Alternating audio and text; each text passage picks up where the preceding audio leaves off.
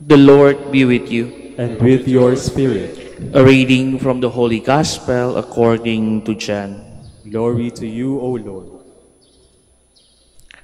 Jesus said to his disciples, Amen, amen, I say to you, unless a grain of wheat falls to the ground and dies, it remains just a grain of wheat. But if it dies, it produces much fruit. Whoever loves his life loses it, and whoever hates his life in this world will preserve it for eternal life. Whoever serves me must follow me, and where I am, there also will my servant be. The Father will honor whoever serves me. The Gospel of the Lord. Praise to you, Lord Jesus Christ. Please be seated.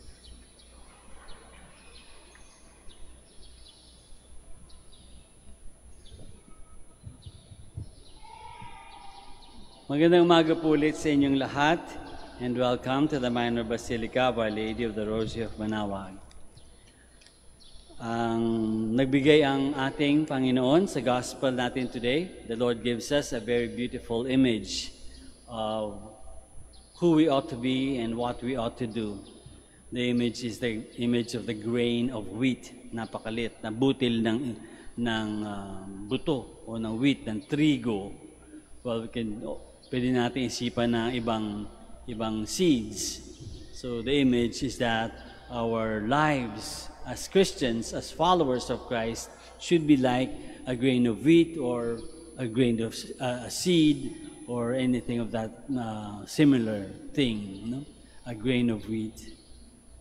Bakit maganda? Kasi ang seed meron siyang protective covering, di ba? Lahat ng buto, wheat man yan or bayabas o anumang buto, kaimito, sampalok, no? Lahat meron siyang tinatawag natin coat. Meron siyang outer covering, may talukap. At para ito tumubo at lumaki at magbunga, kailangan siyang maitanim, mapunta sa lupa. At pag nasa sa lupa na, it has to break off and shed off its coat. No? Kailangan tanggalin yung coat na yun. Kailangan masira yung coat na yun para lumabas yung buto at mag-ugat at tumubo to become a plant. No?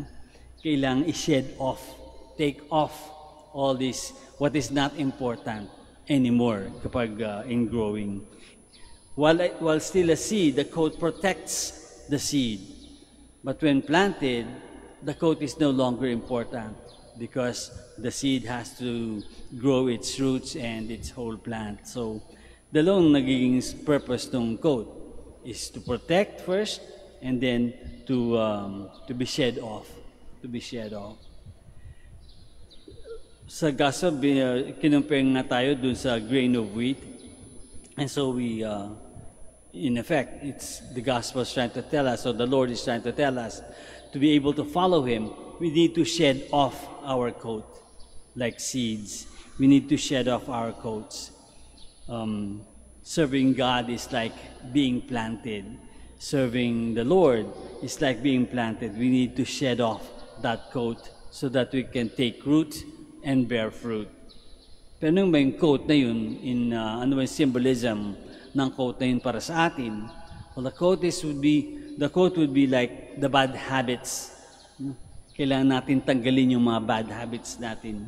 Yung selfishness, greed, kasinungalingan, lies, pride, riches, prejudice, pleasure, judgment, fault-finding, and many other vices that we may have developed. No?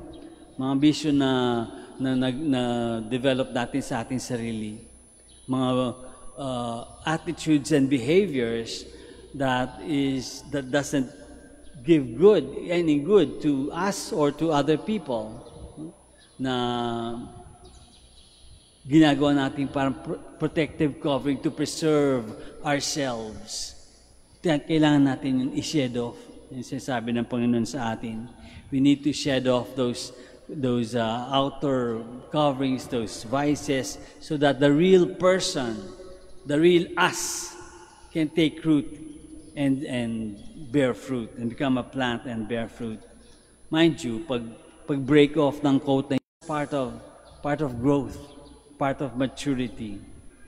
Ang gospel na ang ating sineselebrate ngayon, ang ating deacon and martyr, St. Lawrence, gave his life for God and for the church, for his faith. Inuna ang Diyos. Sinacrifice yung sariling buhay, yung kanyang earthly life, at inuna ang Diyos. Inuna yung kanyang pananampalataya. Binigyan ng mas malaking halaga yung kanyang pananampalataya at ang kanyang Diyos. Shed off din niya yung kanyang sariling buhay para sa Diyos, para sa simbahan. We are called to be like Lawrence as well. We are called to be some martyrs as well. So siguro pwede natin, and we are called to be like seeds as well. So pwede natin siguro tanungin natin sa ating sarili, and maybe to ask St. Lawrence to help us. First to ask ourselves, ano ba yung mga bad habits natin na pwede nating i-shed off, na dapat nating i-shed off so that we can grow to be the mature Christian that God wants us to be?